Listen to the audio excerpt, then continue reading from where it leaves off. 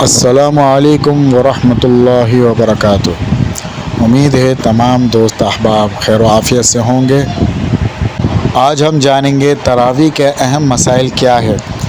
جو احباب تراویح پڑھتے ہیں، اب تراویح کی نماز سال میں صرف رمضان المبارک کے مہینے میں پڑھی جاتی ہے، تو تراویح سے متعلق بہت سے اہم مسائل ایسے ہوتے ہیں جو پڑھنے والوں کے یا تو علم میں نہیں ہوتی، یا تو پھر ایسا ہوتا ہے کہ ذہن میں نہ ہونے کی وجہ سے بہت زیادہ پریشانی کا سامنا کرنا پڑتا ہے، اور بسا اوقات نماز پڑھ لیتے ہیں اور پھر بعد میں پتہ چلتی ہے کہ ہم نے اس طرح پڑھا ہے، یہ تو نماز ہوئی نہیں ہے، یا اس طرح ہمیں پڑھنا چاہیے تھی، اگر ہم اس طرح کر لیتے تو نماز درست ہو جاتی۔ تو یا تو کبھی ایسا ہوتا ہے کہ نماز فاسد نہیں ہوتی، تراویح کی نماز ہو گئی ہے، لیکن کوئی یہ سمجھ رہا ہوتا ہے کہ میری نماز نہیں ہوئی۔ اس لیے ضروری علم جاننا انتہائی ضروری ہے۔ جو بھی چیز ہم پڑھتے ہیں اس کا علم جاننا انتہائی ضروری ہے۔ تو آج کے درس میں ہم جانیں گے کہ تراویح سے متعلق اہم مسائل کیا ہے۔ سب سے پہلی بات یہ ہے کہ تراویح کا حکم کا مطلب یہ ہے کہ تراویح کیا چیز ہے۔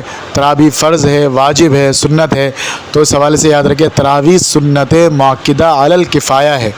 سنت مؤکدہ علی الکفایہ، علی الکفایہ کا معنی یہ ہوتا ہے کہ اگر پورے محلے میں سے اگر تراویح کی کوئی جماعت قائم ہے تو سب کو ثواب ملتا ہے، سب کی طرف سے ہو جاتا ہے۔ اگر ایک جماعت بھی قائم نہیں ہے تو سارے کے سارے لوگ، پورے محلے والے تراویح چھوڑنے کے گناہ میں شریک ہوں گے۔ تو لہٰذا مسلمانوں پر یہ بات ہے کہ وہ اس سنت علی الکفایہ کو قائم رکھے۔ لازمی طور پر محلے میں ایک جماعت لازمی طور پر تراویح کی قائم ہونی چاہیے، تاکہ پورے محلے دار جتنے بھی محلے والے ہیں وہ اس سنت کو چھوڑنے کے گناہ کے مرتکب نہ ہو جائے۔ تو لہٰذا سنت علی الکفایہ کا معنی یہ ہوتا ہے۔ اسی طرح سنتوں کی تعداد، تراویح کی دو سنتیں ہیں۔ تراویح میں دو چیزیں ہوتی ہیں جس سے مل کر مکمل سنت ہوتی ہے۔ ایک تراویح پورا مہینہ پڑھنا، ایک تو تراویح پورا مہینہ پڑھنا، 30 کے 30 دن تراویح مکمل پڑھنا، اور پہلے دن سے لے کے جب سے چاند نظر آئے گا رمضان کا، اس کے بعد سے لے کے عید کی چاند نظر آنے تک تراویح روزانہ عشاء کے بعد پڑھنا، یہ باقاعدہ سنت ہے۔ دوسرا یہ کہ پورا قرآن شریف اس میں تلاوت کرنا، پورے قرآن مجید کو کم از کم ایک مرتبہ پوری تراویح کے اندر تلاوت کرنا، یہ دوسری سنت ہے۔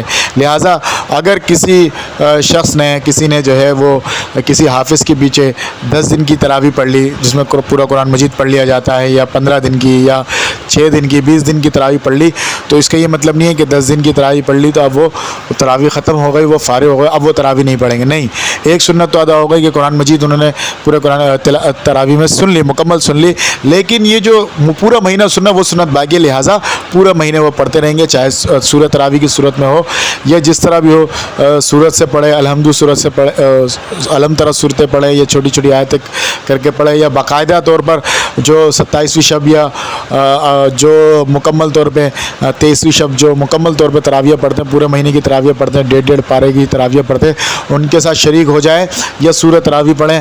بہرحال پورا مہینہ پڑھنا یہ دوسرے سنت کو مکمل کرنے کے لیے لازمی ہے، دونوں چیزیں کرنا پورا ضروری ہے۔ اسی طرح تیسری چیز یہ ہے کہ تراویح کی فضیلت کیا ہے، تراویح پڑھنے میں ہمیں کیا ملے گا۔ یقیناً ہر چیز کی جب انسان کے سامنے فضیلت ہوتی ہے تو یقیناً وہ ہر قسم کی مشقت بھی برداشت کرتا ہے، تھکن بھی برداشت کرتا ہے، جب اسے پتہ چلتا ہے کہ مجھے اس کے بدلے ملے گا کیا۔ تراویح پڑھنے پر مغفرت کے پروانے ہیں۔ حدیث شریف میں آتا ہے، من قام رمضان ایمانا و احتسابا غفر له ما تقدم من ذنبه، یعنی جو شخص قیام اللیل یعنی تراویح پڑھتا ہے ایمان اور ثواب کی نیت کے ساتھ، تو اللہ رب العزت اس کے تمام پچھلے گناہ معاف فرما دیتے ہیں۔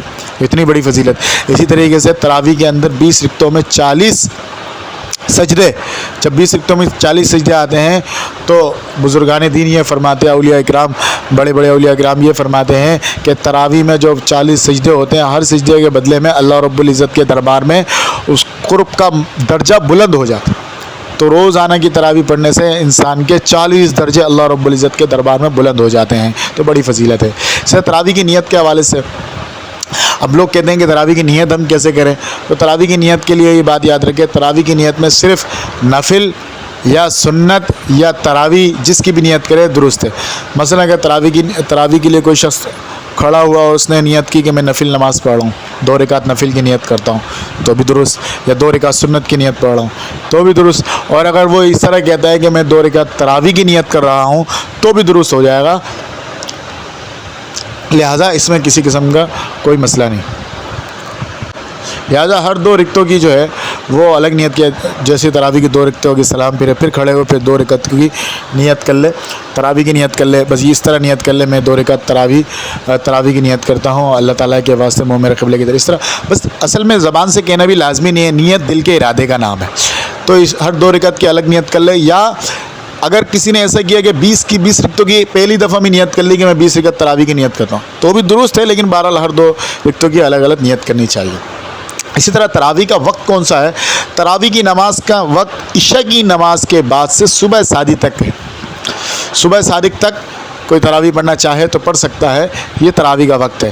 لہٰذا اس سے یہ بھی پتہ چلا کہ اگر کوئی شخص تراوی کی نماز عشاء سے پہلے پڑھ لے تو لہٰذا اس کی تراوی نہیں ہوگی. عشاء کی نماز پڑھ کے دوبارہ پڑھنا ضروری ہے.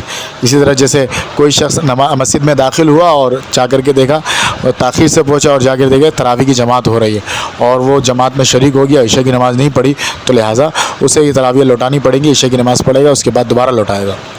اسی طرح اگر کسی کی, اس سے یہ مسئلہ بھی سمجھ میں آیا, اگر کسی نے عشاء کی نماز پڑھی اس کے بعد تراویح پڑھ لی اور پتہ چلا کہ عشاء کی نماز اس کی فاسد ہو گئی تھی, عشاء کی نماز لوٹائے گا, تو علماء نے لکھا تراویح بھی لوٹائے گا.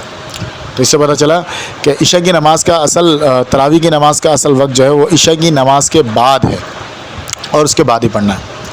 تراویح کی قضا, بہت سارے لوگ یہ پریشان ہوتے ہیں کہ کسی کی تراویح چھوٹ گئی, اب ہم کیا کریں, تاخیر ہو گئی یا 2-3 رکعتیں رہ گئی تھی, کوئی فرض میں لگے ہوئے تھے, یا بیچ میں کسی کو تقاضا ہوا اور تراویح کے دوران, کیونکہ تراویح کی نماز بسا اوقات کہیں پہ 1.25 گھنٹہ, کہیں گھنٹہ, کوئی پونے گھنٹہ کا دورانیہ ہوتا ہے, اس دوران کسی کو تقاضا پیش آیا تو وہ چلے گئے, درمیان میں کچھ رکعتیں رہ گئی, تو اس کا کیا حکم ہے؟ تو تراویح کی سنت ہے, تراویح کی نماز سنت ہے, اور سنت نماز وقت کے اندر پڑھی جا سکتی ہے, وقت ختم ہونے کے بعد توبہ استغفار کرے. ہر سنت نماز کا یہ حکم ہے, تراویح بھی سنت ہے کہ اگر کسی کی جیسے ظہر سے پہلے کی سنت رہ گئی تو جب تک ظہر کی نماز کا وقت باقی ہے تب تک اس کو پڑھ سکتے ہیں. اس طرح تراویح کی نماز کا وقت جب تک ہے, کسی کی چھٹی تو تراویح کی نماز کو وہ صبح صادق سے پہلے پڑھ سکتے ہیں, اگر وقت نکل گیا تو پھر اسے قضا نہیں کر سکتے, پھر توبہ استغفار کریں گے. فرض نمازوں میں تو ایسا ہوتا ہے کہ اگر فرض نماز کسی کی جماعت رہ گئی یا وقت بھی نکل گیا تو بھی وہ ذمے سے ساقط نہیں ہوتا. جب بھی آپ کو وقت ملے گا پڑھنا ضروری ہوتا ہے, زندگی میں کسی بھی وقت مل جائے وہ ذمے سے ساقط نہیں ہوتا. البتہ سنت جو ہے, جس نماز کی سنت ہے, جس وقت کے ساتھ اس کا تعلق ہے, ظہر کی نماز کی سنت ہے تو ظہر کے اندر پڑھ سکتے ہیں, ظہر کی نماز نکل گئی تو پھر اسے نہیں پڑھیں گے, توبہ استغفار پڑھیں گے. پیارے دوستو, اگر آپ کو یہ ویڈیو اچھی لگی تو ویڈیو کو لائک کیجئے اور چینل کو سبسکرائب کر کے گھنٹی کے بٹن کو دبا دیجئے, اور اس دینی پیغام کو پھیلانے کے لیے زیادہ سے زیادہ شیئر کیجئے.